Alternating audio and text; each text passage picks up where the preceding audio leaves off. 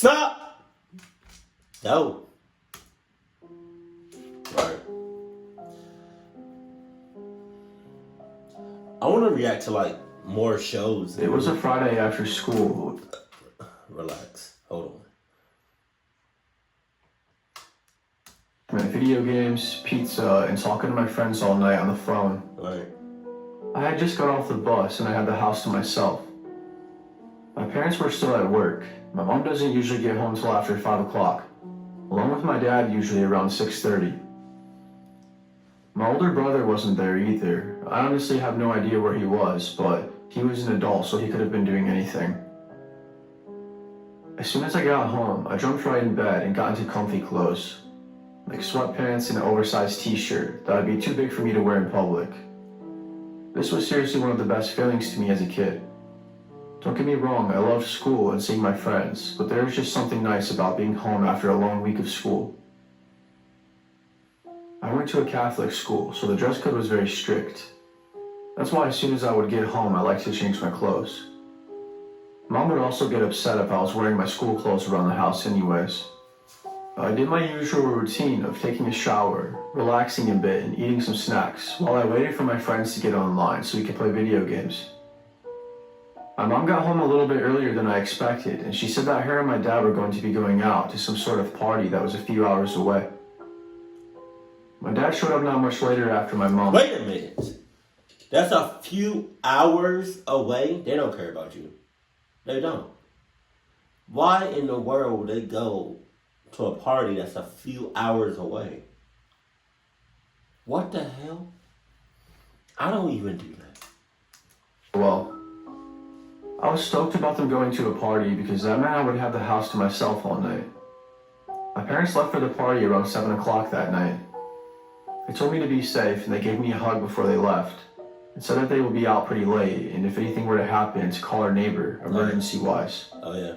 Of course, I would call my parents as well, but they wouldn't be much help if they were 2 hours away. We were really close with our neighbors and we have been for a long time. My parents have known them since before I was born, and we... Okay, but like, you didn't say nothing about checking the checklist. So cluck you. Considered them like family. I reassured my mom that everything was going to be okay and that they deserved to have a nice night out. My ass. They both work really hard and have always been great parents. A couple hours after they had been gone, I started to get tired. My plans of staying awake all night and pulling an all-nighter had failed. I was way more tired than usual and I didn't care to fight sleep. I lied awake in my bed for a little while, texting my friends and scrolling through social media and watching YouTube videos. Were you watching me? When all of a sudden I heard a car outside. Oh, no. I jumped up out of bed thinking that it was my mom and dad and they were finally home. I peeked out the blinds from my window and I rubbed my eyes. I didn't recognize the vehicle at all. Then they pulled into the driveway. As soon as they did, the headlights of the car shined right at me and I very quickly moved my head away from the window. Who in the heck is at my house right now? Called my mom, but no answer. At first I wondered if maybe my parents had drank too much, so maybe they had someone drive them home. Oh, yeah. But I thought that was very unlikely as they weren't big drinkers. I peeked my... Yeah. And to get, let's say you got an Uber or Lyft. To get an Uber 2 hours away? Jesus, that's a hell of a bill. Out of the blinds ever so slightly to where I could just barely see outside, all while trying to remain unnoticed. A few seconds after that, the car revved their engine, backed out of the driveway, and sped off and continued down our street.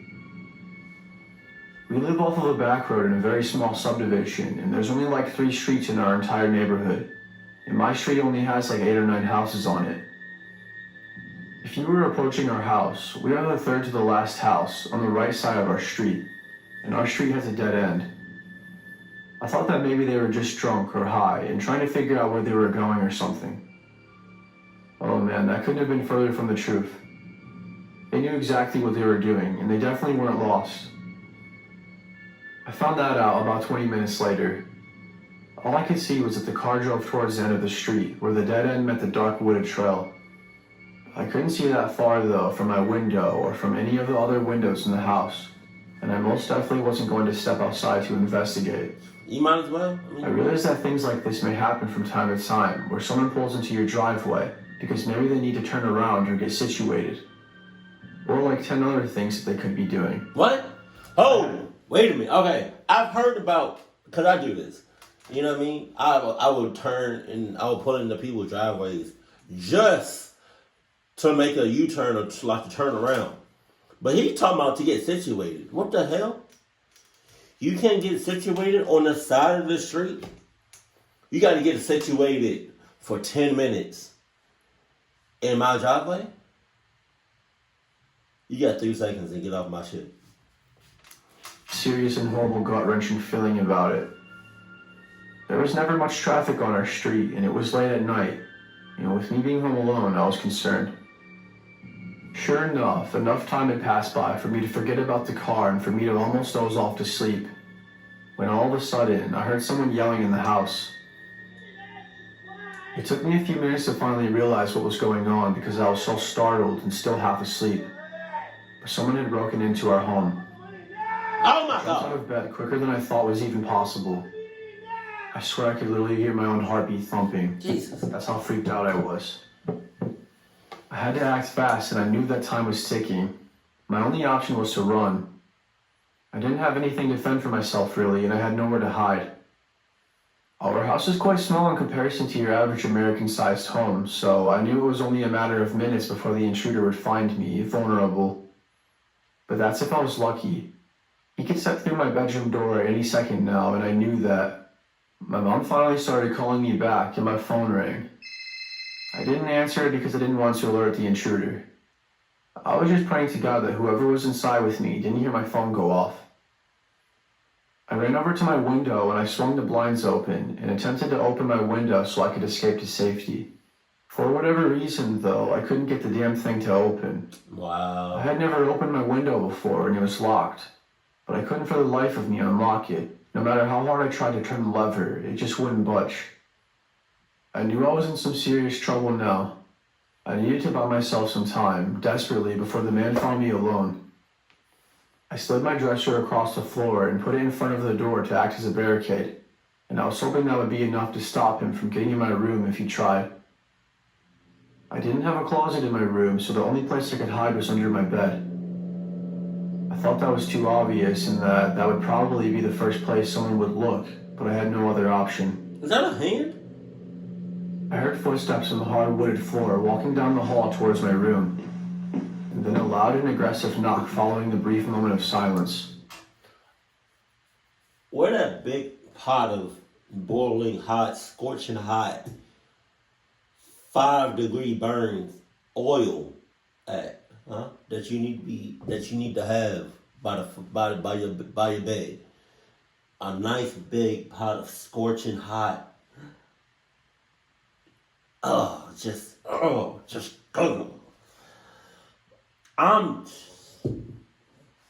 don't understand how fast I would have thrown that scorching hot thing of oil. That's really bad. I think that's worse than I don't know. I think either being burned alive or drowning to death is like the top, worst ways to die. But also, I felt like if you dive head first into like a 10-foot thing of scorching hot, boiling hot, 600 degrees of oil, olive oil, to be honest. That's up there. I would, man, part of me wants to just throw that on somebody. I'm not, I'm just saying, I'm going to throw it on somebody who deserves it, like somebody breaks in, God forbid, you know what I mean? I'm not going to just have a big pot, a big bucket of scorching hot oil. walking down the city, just, hey, ah. Oh, God. He knocked so hard and it scared me so much I had to cover my mouth before I let out a desperate scream. Wow. Wow. Then he started messing with the door handle trying to get in, but to no avail. He then started speaking to me. Hey, I know you're in there. How about you just let me inside and make this 10 times easier for the both of us? Let you inside. 10 times easier. But aren't you already inside? How much further can you... Fuck. I got the hiccups.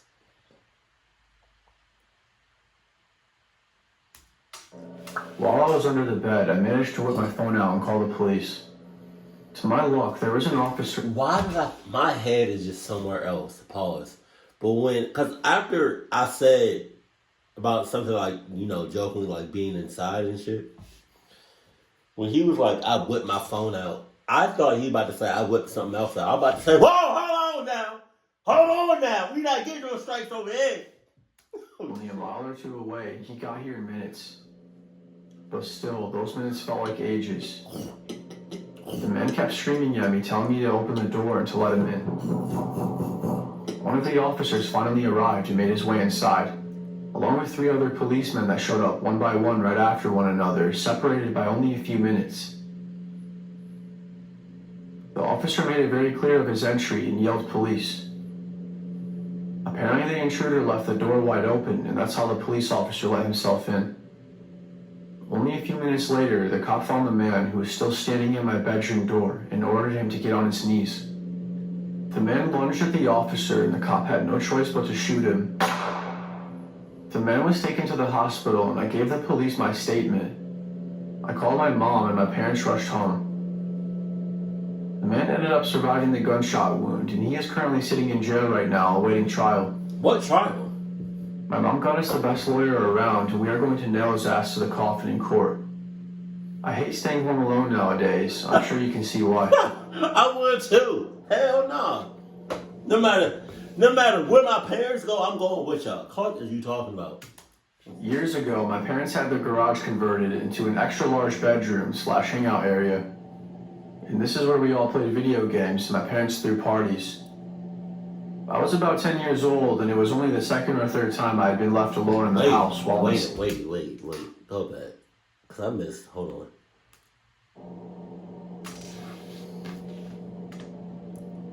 Years ago, my parents had their garage converted into an extra large bedroom / Wait a minute. Okay.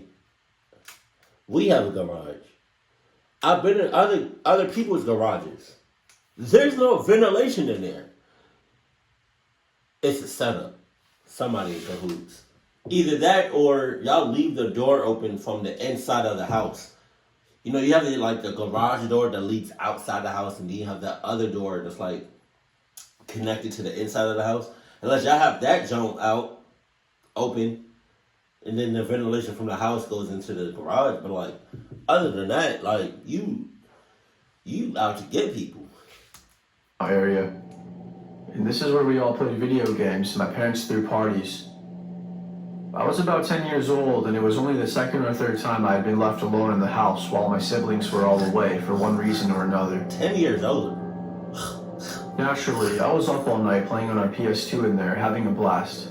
10 years old? I don't know how late, but pretty late into the night, I suddenly started hearing someone tapping on the window. 10 years old? My parents really went all out with the extra bedroom and actually replaced the garage door with a wall, window, and a traditional front door you'd find on any house. Oh, okay. Complete with bolt and doorknob locks.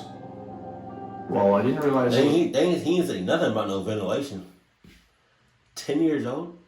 Sound not produced by my game for a full minute or two, as the thought of some creeper being outside didn't even cross my mind as an innocent child. The best way I could describe the sound is, it sounded like someone was drumming their fingers in sort of a pattern. 1, 2, 3, 4. And then 1, 2, 3, 4 again, but really quickly. And they kept going without stopping. Seriously, this sound continued for probably around 5 minutes. I finally realized that the sound wasn't coming from my game when the doorknob rattled with a knock. I freaked right the hell out when I snuck to the door to double check the locks. They were both unlocked, but the door had a tendency to jam and act like it was locked, unless you put a lot of effort into it. I locked both locks loudly so that the person on the other side would know that they had a 0% chance of getting in. What? Then I heard an overwhelming sigh of an older man, and then a really disturbing laugh following after it. Then the knocking got louder. We're talking about banging now. He was wailing on the door, probably as hard as he could. I just stood there in fear, and then it stopped. He moved to one of the nearby windows and tried to look through it, but it was covered with a blanket. I could see the shadow of him though, and I was absolutely terrified. Not knowing what to do, I was frozen with fear. Then he moved back to the door, and that's when he said, "Let me in, love. I'm cold and hungry." Alright, bet. You cold? Alright, cool. It's a good thing I got this big bucket. Bucket? What the hell is a bucket? It's a good thing that I have a big bucket of scorching hot, boiling hot olive oil right next to me. Since you cold, I'm gonna warm you right up, nigga. Want to be nice to your neighbor? I turned off the light, ran to my room, and I hid in my pitch black closet under my blanket until my parents got home a few hours later from their anniversary date. I never told them about what happened because I was young enough to care more about getting in trouble because I stayed up past my bedtime. Oh my God. Last year I was renting a house in a small, economically depressed, old mining town in Virginia. I lived alone. On one of the first warm nights of spring, I fell asleep in my living room on my recliner, but I unpleasantly awoke around 4 a.m. to the sound of my doorknob turning. I figured someone must have just had the wrong address or something. Wow. But the doorknob kept turning persistently. I didn't have a peephole or a window to see who was outside, so I just approached the door from the inside and yelled, "Hey, wrong place." Then the door started shaking violently and a hand began punching it. "Hey, seriously, get the hell off my property, wrong house." The man who was on the other side then growled at me and started making these weird and horrifying noises like a wild animal. I grabbed a knife from my kitchen drawer and called the police, and I waited inside for them to arrive.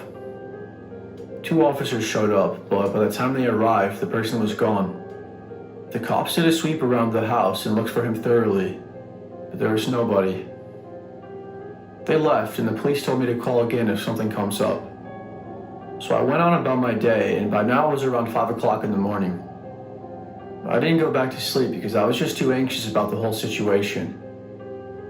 Later that evening, when I got home from work, I was concerned that maybe someone broke in.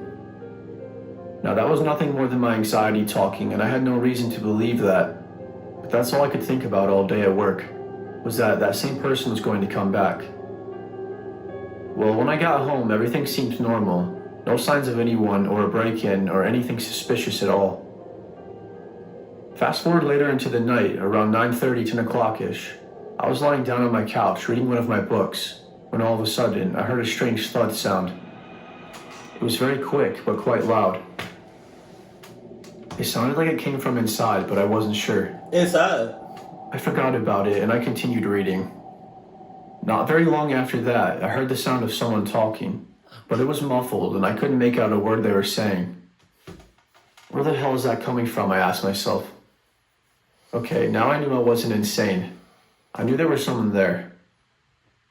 I started to panic, and I had a horrible feeling that that strange unknown person came back. I looked around, but the sound stopped completely. Then, out of nowhere, I heard this vicious scream that I have never heard anything like before. Imagine someone was screaming at the top of their lungs as loud as they possibly could, in the most demonic yet humanly way possible. Now my adrenaline was through the roof, practically in overdrive. And then, I had a sudden realization. Oh shit. The only thing that came to my mind was the crawl space. I wanted to call the police, but at the same time, I didn't want to end up looking stupid again. What? So I decided I was going to try and handle it myself for the time being. I walked outside of my back door and then went around the house, because it would have been much easier for me to enter the crawl space from outside rather than from inside. I had actually never seen the inside of the crawl space up until this moment. There was a guy who appeared to be sleeping or pretending to or something. Or maybe he was just on a crap ton of drugs, which, thinking back, I'm sure was the case. I managed to control my frustration and I didn't say a word to him. I called the police immediately and stepped out of the crawl space area. I waited around for them, and when they showed up, I showed them the man I was talking about. The cops dragged him out of there and sent him to the hospital to be checked out, and then to jail. This man had been practically living underneath my house for I don't even know how long. God damn. He had a sleeping bag down there, a lantern, and a bunch of food that he had stored away. I was horrified when I found this out, and I couldn't get a good night's sleep for weeks. How the hell did I not notice he was down there all this time? Because you probably got the Nike blood in you, you cluck ass. When are you going to realize that having a big bucket of scorching hot oil is going to do you justice? You know? That's probably overkill. Like, that's probably like doing too much, to be honest. But like, they deserve it. If you're going to cluck me up, well, I'm going to cluck you up too. If you're going to break in my house, break in my car, or come at me a certain way, boy, best believe, right here, cluck is you talking about? I'm not with that. I don't even know why I started saying that. I just did. But it makes sense, you know. But I'm only doing that to people that like when what? I'm only doing that when like my life feels like, you know, it's like a life or death situation. I'm not just going to be like walking down the street and I see a random person just, you know what I mean? But keep cool, keep classy, and I love you. Stay happy, my family.